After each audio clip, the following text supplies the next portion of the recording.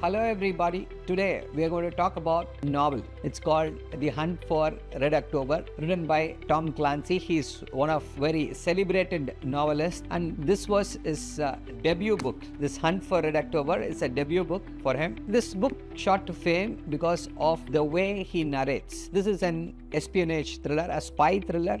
Of course, you can call this a war thriller too, because it deals about a nuclear submarine which is owned by the Soviet Union, defecting to America, and it has got an interesting array of characters. The hero is Marco Ramius, who is the captain of this submarine. Of course, from the American side, we have Jack Ryan, who is the protagonist of this novel. This is a beautiful novel. I enjoy reading spy thrillers.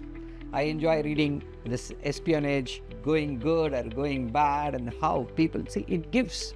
When you read this spy thrillers, it gives an insight into how people react during an emergency, during a difficult situation, during a tense situation. It also deals, spying is all about doing things logically. So if you are someone who enjoys spy thrillers, this espionage novels, then this is the book for you.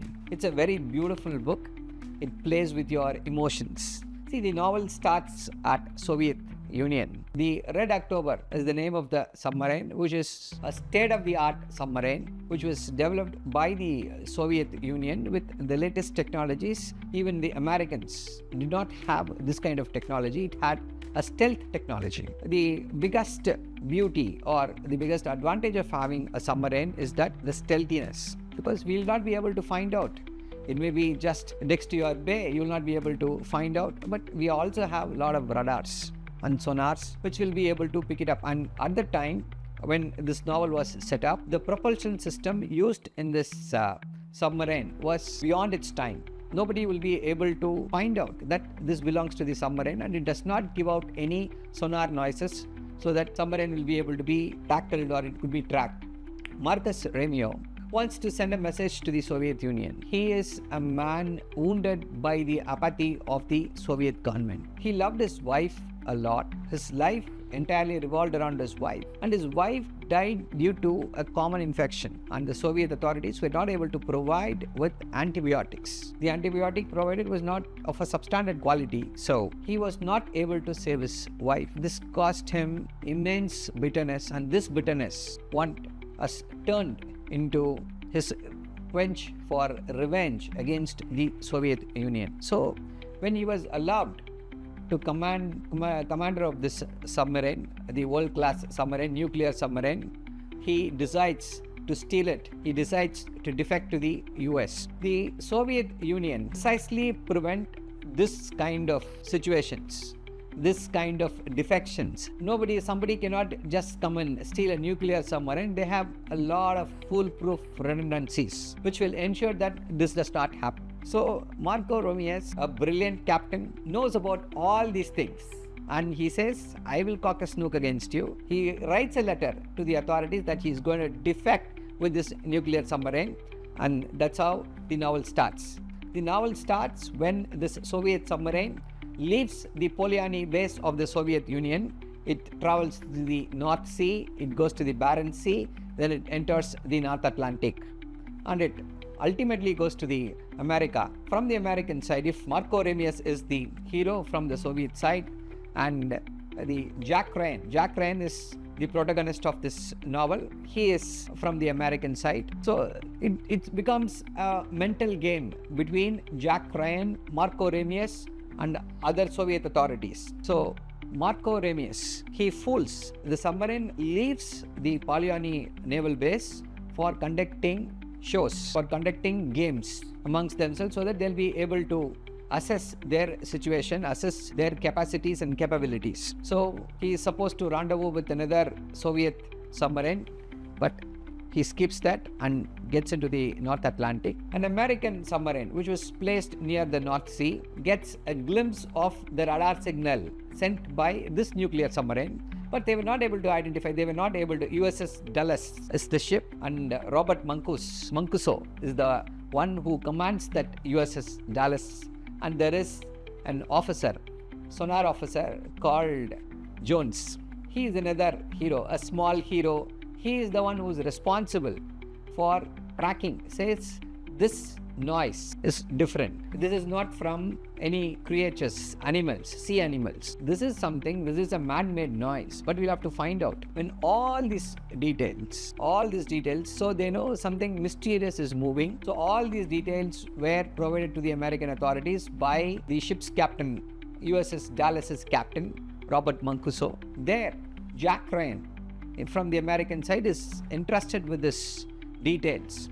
He, a logical man, an intelligent man, speaks to various authorities, experts in the field, then comes to the conclusion that this noise belongs to a submarine. The beauty of this Red October is that it uses a silent propulsion system. It does not leave out many noises. So you are expecting, if it is a submarine, you expect the usual noises or usual signals from that submarine, but this is a different system. It's called the Caterpillar system, which leaves very little clue that this is a submarine. So Jack Ryan deduces that this is a submarine, that too a nuclear submarine, and he is the one who finds out that the intention, without any inputs, he comes to this conclusion based on what is happening in Soviet Union, the information he is getting. He deduces that Marco Ramius is defecting to the United States with his submarine. It's a very beautiful novel, the way they play with the human emotions. The author plays with the human emotions. Marco Ramius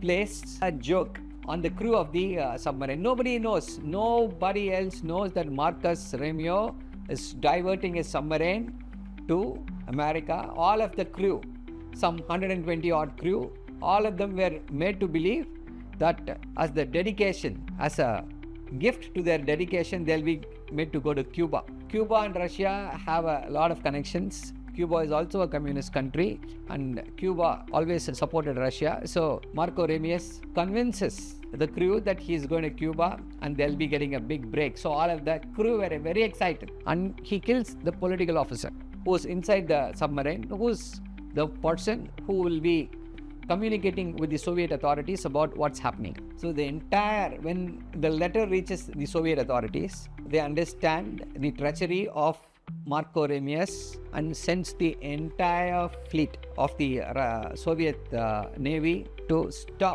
sink. They say it's the biggest submarine we have ever built, but it should not get into the hands of the Americans. With the brilliance of Jack Ryan and Marco Ramius, in the end, they create an illusion that this Red October has been sunken off the coast of America, and the Red October is taken control by the American government. And Marco Ramius defects to the US, and all the crew members were made to believe that their ship has been contaminated by nuclear leak. Therefore, they have been rescued by the US government and they have been sent back to the USSR. So the beauty is nobody knows that the ship has been taken control by the Americans. This is the ending. The way Tom Clancy gives information with regard to the way a submarine operates. When you read this novel, when you complete this novel, you will know how a submarine operates, how a nuclear submarine operates. He explains everything, all the jargons, with so much simplicity that a common man could understand. So, if you are someone who loves spy thrillers, who loves war novels, who are fascinated by the big countries' naval capabilities, then this is the novel for you. Please read it. Thank you.